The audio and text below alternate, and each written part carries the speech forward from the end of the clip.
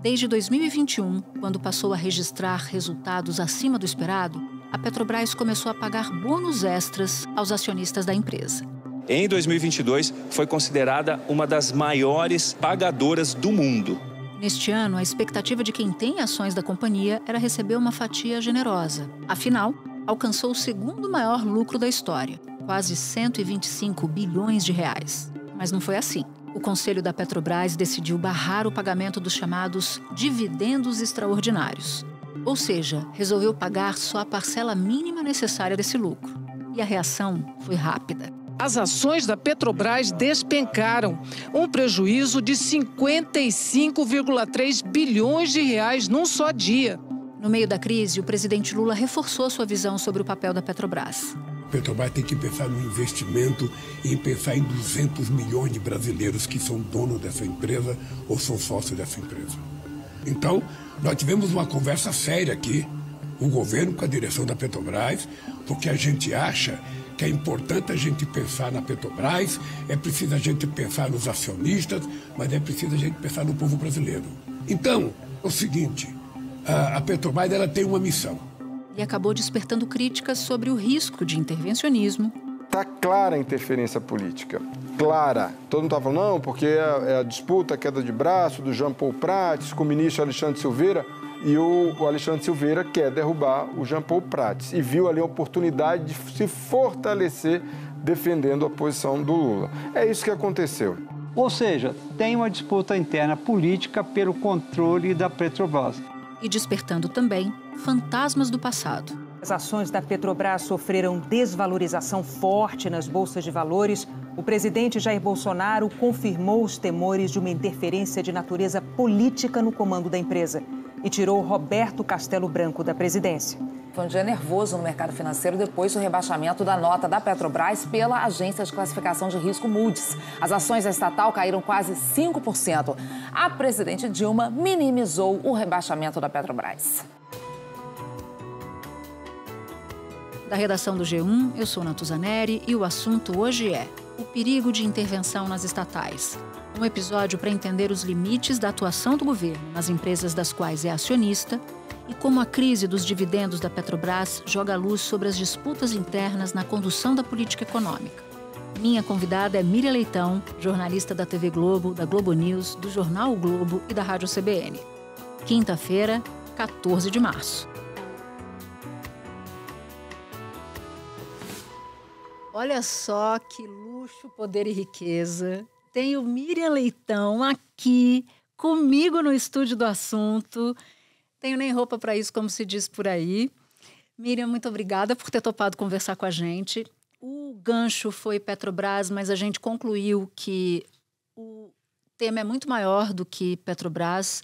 Esse recente imbróglio de intervenção e tal acabou deixando claro uma série de outros pontos importantes sobre o governo que eu quero explorar com você. Mas antes eu preciso fazer uma pergunta muito simples. Teve intervenção na Petrobras ou não teve intervenção na Petrobras? Teve, quer dizer, foi do Palácio Planalto que saiu a ordem para não distribuir dividendos extraordinários. Vamos lembrar que os dividendos foram distribuídos, mas não teve o dividendo extraordinário. E já adicional ali. O adicional. Na quinta-feira, o Conselho de Administração da Petrobras decidiu não pagar aos acionistas 43 bilhões de reais dos chamados dividendos extraordinários, que são parte dos lucros. A diretoria da empresa queria pagar metade desse valor, mas representantes indicados pelo governo no Conselho votaram contra e a proposta foi rejeitada. O presidente da Petrobras, Jean Paul Prats, não quis votar. E havia uma expectativa, até por falas do próprio presidente Jean Paul Prats, de que haveria. Então, teve uma reação do mercado. Mas e a ação sobe e desce, não é esse o problema. O problema, na verdade, é o fato desse sinal, um sinal disso que você perguntou, de intervenção no cotidiano da empresa. Esse foi um dos sinais, mas há outros sinais nesse episódio. Quais? De divisão do próprio acionista controlador. O governo é acionista controlador e eu conversei com um conselheiro que me disse o seguinte: Miriam, olha, a gente já viu confusão aqui na Petrobras várias vezes e tentativa de intervenção do Palácio do Planalto em outros governos, inclusive. Agora, das outras vezes era assim, o Conselho de Administração, o presidente do Conselho de Administração se unia ao executivo, ao principal executivo, o presidente da empresa, e tentava blindar a empresa contra essa intervenção que vinha do Planalto. Dessa vez, há uma divisão, está em 2 grupos, todos os 2 grupos são governo. É o grupo do ministro Alexandre Silveira e o outro grupo do Jean Paul Prats. Então, é o acionista controlador que está dividido. A falta de consenso dentro e fora da Petrobras tomou conta da agenda do presidente Lula à tarde. Ele reuniu o presidente da Petrobras, os ministros de Minas e Energia, da Fazenda e da Casa Civil. Depois foi ampliada com a presença de 7 diretores da Petrobras. Isso, para mim, é o sumo dessa discussão toda e eu quero chegar nesse sumo. Antes, tem algumas etapas que eu queria cumprir com você. Uma dessas etapas foi um artigo que você escreveu dizendo o seguinte: intervenção do Palácio do Planalto, ou seja, da sede do Poder Executivo em estatais, não funciona. Principalmente se for uma empresa de capital aberto. Esse movimento já deu errado no passado e dará errado de novo. Queria que você falasse um pouco mais sobre isso. Isso é importante, porque assim, outros governos, e principalmente o governo Jair Bolsonaro, fez intervenções fortes na Petrobras e sempre com grande reação do mercado. E o gráfico dos papéis mais negociados da Petrobras desenhava uma queda vertiginosa. E o saldo final foi uma baixa histórica de 20%. Perda de 70 bilhões em valor de mercado em um só dia. Mas eu acho que o mais importante é a dificuldade que tem governantes brasileiros, né, com exceções, felizmente, entenderem o que é uma empresa de capital aberto. O governo é um acionista, mas não é o único. Não é o dono, né? Não é o dono. É diferente. É diferente e não que possa errar quando ele é dono. A Caixa Econômica ele é dono, né, completamente, 100% do capital. Mas, na Petrobras, tem capital em mercado. Na verdade, se pegar o capital total, o governo tem 40%, o mercado tem 60%. E tem a maioria das ações com direito a voto e, portanto, ele tem o controle da empresa. Mas tem fundos de pensão, tem fundos institucionais do exterior, tem o pequeno investidor, tem o pequeno poupador. Então, é uma empresa com muita liquidez e muito interesse. Então, ela é dos seus acionistas. O maior deles é o governo, mas ele não pode fazer tudo o que ele quer. É para isso que tem regras de governança, é para isso que tem todo o ritual da tomada de decisão, tem que ter transparência, tem que ter prestação de contas, você tem que, quando anunciar alguma coisa, tem que ser através das regras da CVM, Comissão de Valores Imobiliários, que regula o mercado de capitais. Eu sei que isso que eu estou falando, quem está ouvindo fala assim, já sei isso. Claro, mas o que me angustia é que os governos não sabem, que esse governo, aparentemente, não sabe. E já no passado, o próprio governo do PT fez isso, achou que as estatais tinham que fazer política pública e elas não têm que fazer política pública. Elas não têm que fazer, elas têm que ser rentáveis, pagar bastante dividendos ao Tesouro e o governo vai fazer políticas públicas. Então o Lula falou, não, mas ele não pensa numa pessoa pobre, não pensa nisso, não pensa naquilo. Ele fez uma declaração assim longa. Sabe, se eu for atender apenas a choradeira do mercado, você não faz nada. Porque o mercado, eu vou contar uma coisa para vocês. O mercado é um rinoceronte, um dinossauro voraz. Ele quer tudo para ele e nada para o povo.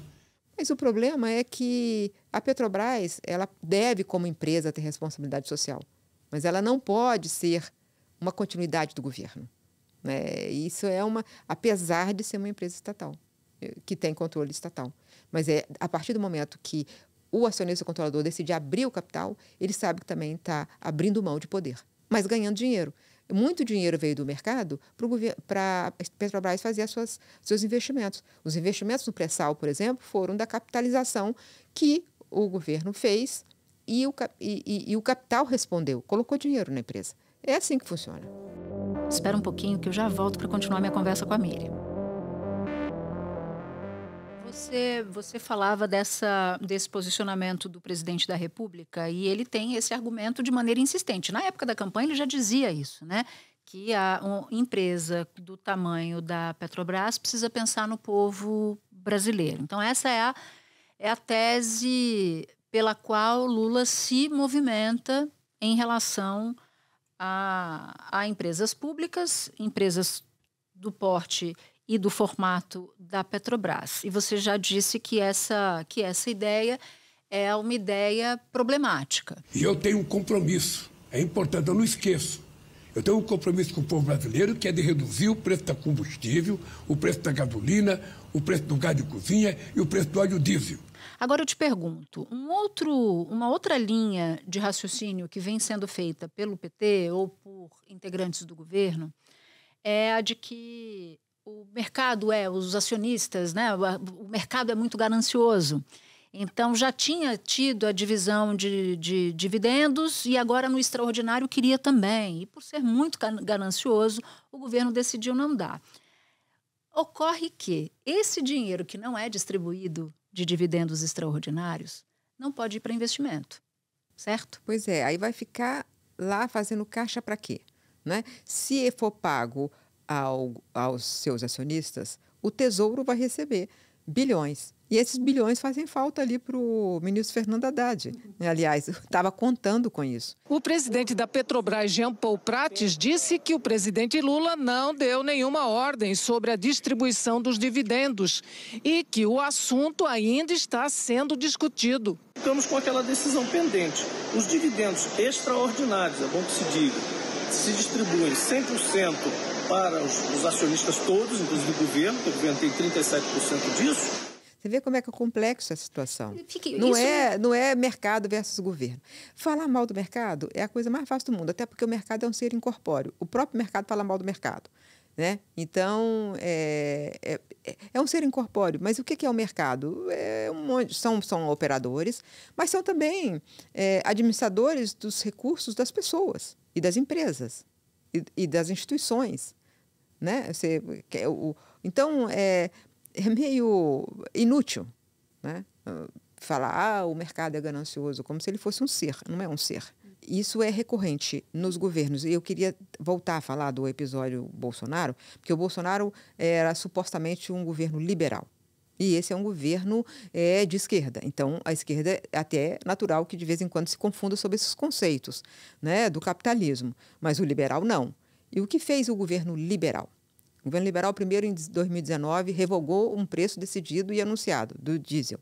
O presidente Jair Bolsonaro declarou hoje que telefonou para o presidente da Petrobras para ordenar a suspensão de um aumento nos preços do diesel, que tinha sido anunciado pela empresa horas antes. E depois, Jair Bolsonaro disse que o lucro da Petrobras era um crime.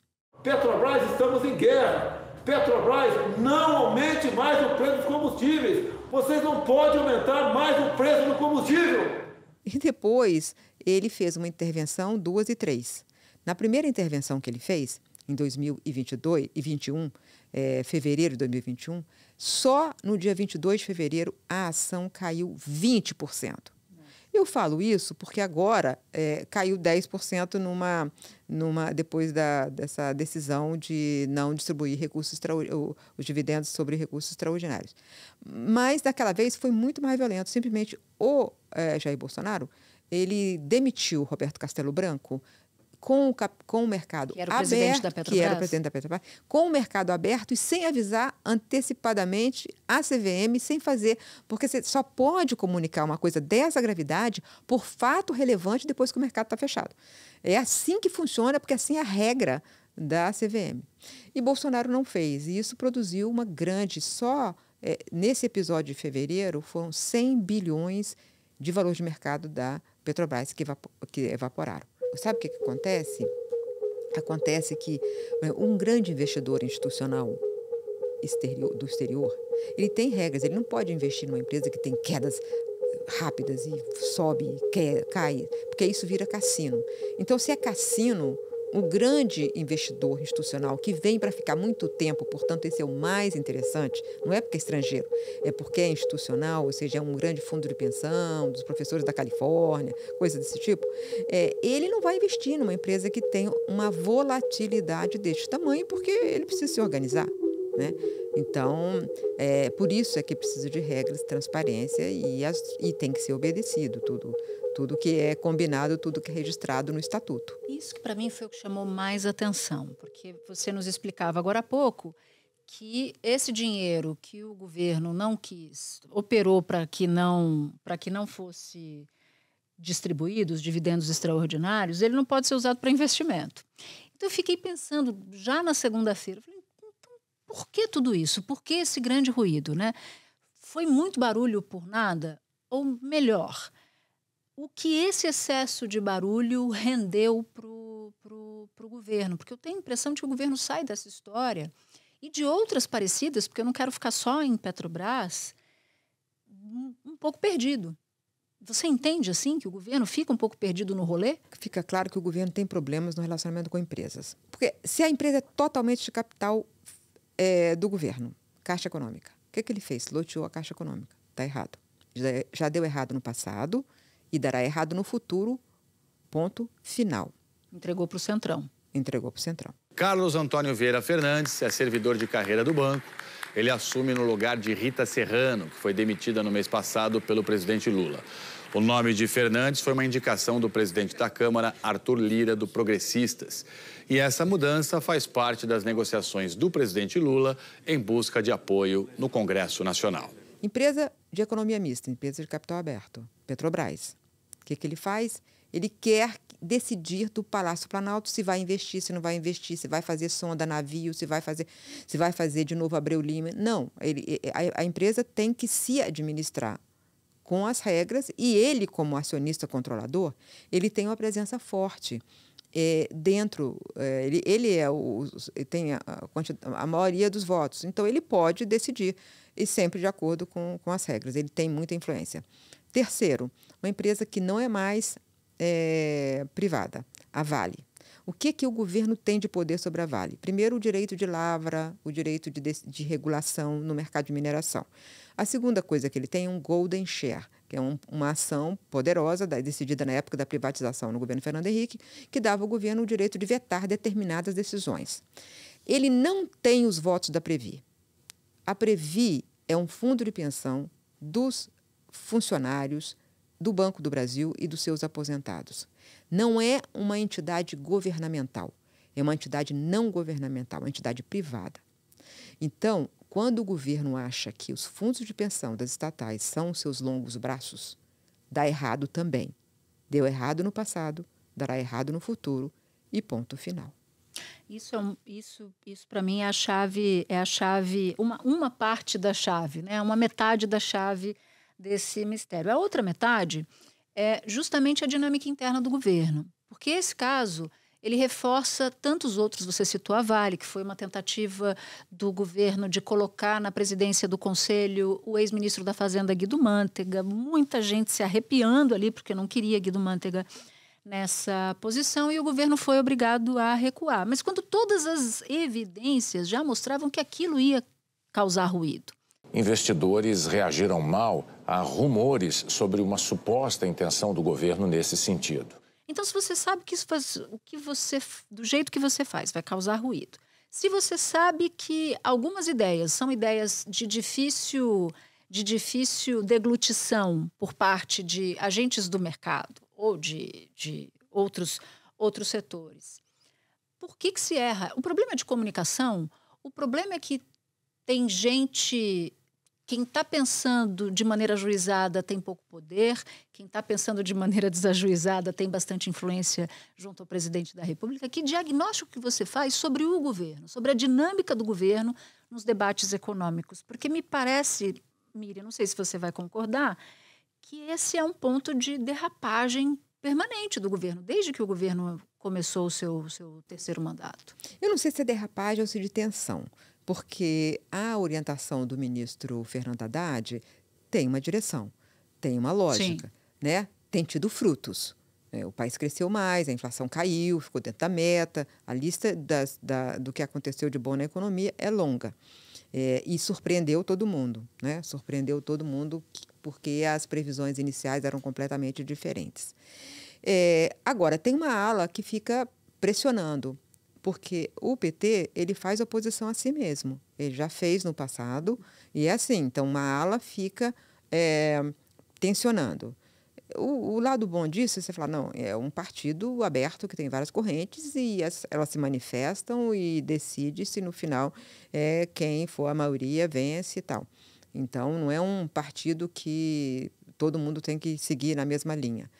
É uma forma de ver. A outra forma de ver é que ele pode jogar contra si mesmo, quando ele cria instabilidades, dúvidas, incertezas num mundo tão complexo quanto esse mundo, né? Com tanta instabilidade na economia mundial. Não, e quando você tem alguma chance de ganhar, isso que para mim é um nó difícil de entender. Vai dar errado.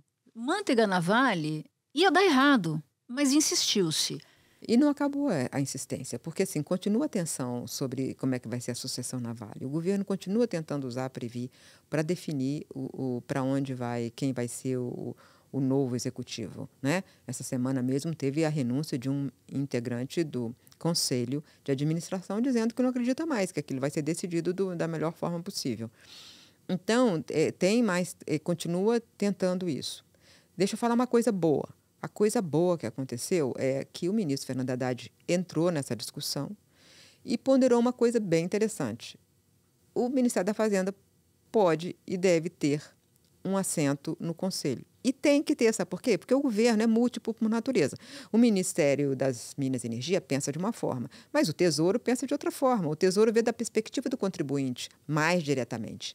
Então, ele fala, vem cá, eu vou olhar diferente. É o mesmo governo olhando por outra janela. E aí, ele indicou o Rafael Dubé. Não podia ser melhor, porque o Rafael Dubé é a pessoa dele para a transição energética e a transição ecológica. É a pessoa que cuida disso, secretário-geral adjunto para essas do coração questões dele, né? Das questões ambientais e climáticas. O que o mercado financeiro vê com bons olhos, já que Haddad é o principal avalista do governo no controle de gastos.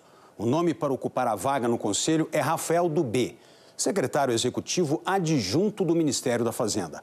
Um advogado com mestrado e doutorado em relações internacionais, com enfoque na inovação em energia de baixo carbono.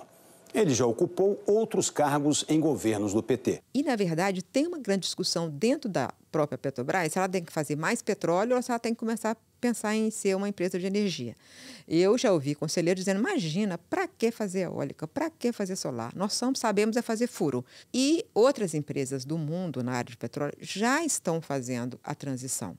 Então, o que o Rafael Dubé vai agregar dois olhares. O olhar do Tesouro e o olhar também da transição que precisa ser feita no país para a gente emitir menos gases de efeito estufa. Então, ficou interessante esse movimento do governo, né? Coisa. Mas, fora isso, o que fica de todo esse episódio é a sensação de que o governo ainda não sabe se ele vai voltar ao passado ou não vai voltar ao passado. E o que eu chamo de voltar ao passado? Vamos lembrar o que aconteceu com a Petrobras. A Petrobras, quando acabou o último período do PT no governo, tinha prejuízo e era a empresa petrolífera mais endividada do mundo. A Petrobras registrou um prejuízo de quase 35 bilhões de reais em 2015. É o pior resultado financeiro anual da companhia, superando até aquele prejuízo de 21 bilhões de reais de 2014. Foi Pedro Parente que começou a fazer a recuperação da empresa. E como é que ele fez? Fazendo uma gestão eficiente e estabelecendo regras de governança muito rigorosas. Estatuto e outras regras. Essas regras começaram a ser quebradas no governo Bolsonaro e já tem outras regras sendo quebradas no atual governo. Só para pegar um gancho do que você está dizendo, na época do Pedro Parente, houve também tentativa de intervenção do Palácio do Planalto à época sob Temer. E quem fazia isso era o ministro Moreira Franco, que também se debatia com a ideia de que, olha, a sociedade está reclamando do aumento dos combustíveis, não pode aumentar, mas naquela queda de braço, Pedro Parente venceu. Então, acabou que o ruído não foi tão grande assim. Pois é. Sempre que a Petrobras é a galinha dos ovos de ouro. Aí você fala, não, mas ao mesmo tempo ela é muito grande, ela define muita coisa. Mas cada vez que se ataca, a Petrobras está atacando a galinha dos ovos de ouro. E aí vem o ponto que eu queria falar. De tanto atacar a galinha dos ovos de ouro da Venezuela, a PDVSA virou um buraco. Era a maior produtora de petróleo da América do Sul e virou uma empresa cheia de buracos, prejuízos e corrupção. Então, esse caminho é ruim. Esse caminho dá errado. E o quanto que essa bateção de cabeça acaba revelando sobre a ansiedade do governo em melhorar os índices econômicos e também melhorar a sua popularidade? Na verdade, tem muita gente preocupada no governo, né, e no PT com, olha, vamos desempenhar ainda melhor, vamos fazer uma economia crescer ainda mais rapidamente, porque isso vai garantir maior popularidade e tem eleição esse ano e, na verdade, a extrema-direita permanece forte, a extrema-direita se fortalece no mundo e nós não estamos... e essa é uma briga muito intensa, não se ganhou a briga apenas com a eleição de 2022, a luta continua e a gente precisa crescer forte. O problema é que o crescimento, quando ele é artificial, ele é bombado, ele provoca efeitos colaterais. Um efeito colateral, em geral, é a inflação. É a primeira coisa que acontece quando você começa a fazer, olha, vamos aumentar o gasto, vamos fazer déficit, vamos fazer não sei o quê, e aí vamos fazer crescimento forte.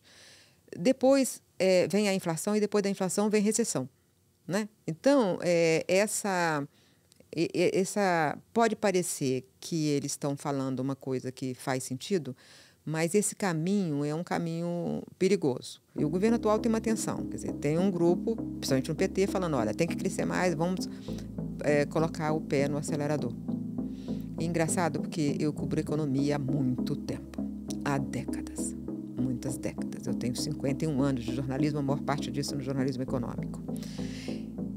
Eu já vi a mesma clivagem entre vamos crescer rápido e não vamos crescer. Por exemplo, entre Delfim e Simons. Simons falou, não, vem cá, nós temos que ir com cuidado porque agora tem uma crise internacional. E o Delfim falava, não, vamos fazer de novo um milagre. E deu recessão. E deu recessão com mais inflação, deu tudo errado. Então, o Delfim, o Simons falava assim, o Brasil parece aquela pessoa que pulou 3 vezes do 20º andar e toda vez morreu. E aí, vou tentar pular de novo porque dessa vez eu não vou morrer. Então, você não pode fazer o mesmo erro que você já cometeu. Você tem que aprender com os erros. Então, o PT tem uma lista grande de acertos e tem uma lista grande de erros. Ele não pode querer repetir os erros, tem que repetir os acertos. Já deu muito errado, politicamente e economicamente. Então, o que o PT tem que olhar mais é tudo que ele acerta. Ele acerta muito, né? Mas ele também tem que se afastar do que deu errado. Basta olhar a história do seu próprio período na administração do Brasil. Minha amiga Miriam Leitão, que delícia ter você aqui. O papo foi fluindo, a gente já aqui, ó. Avançamos muito no adiantado da hora. Te agradeço muito por você ter topado conversar com a gente aqui no assunto, assim, cara a cara. Foi muito bom cara a cara. Já que eu estava vindo para cá, a Mônica, é a produtora, estava pedindo para eu vir. Eu falei, olha, eu vou estar na redação. Então, ela só amou. Um beijo. Um beijo para todos. Alguns dos áudios que você ouviu neste episódio são do SBT. Este foi o Assunto, podcast diário disponível no G1, no Globoplay, no YouTube ou na sua plataforma de áudio preferida.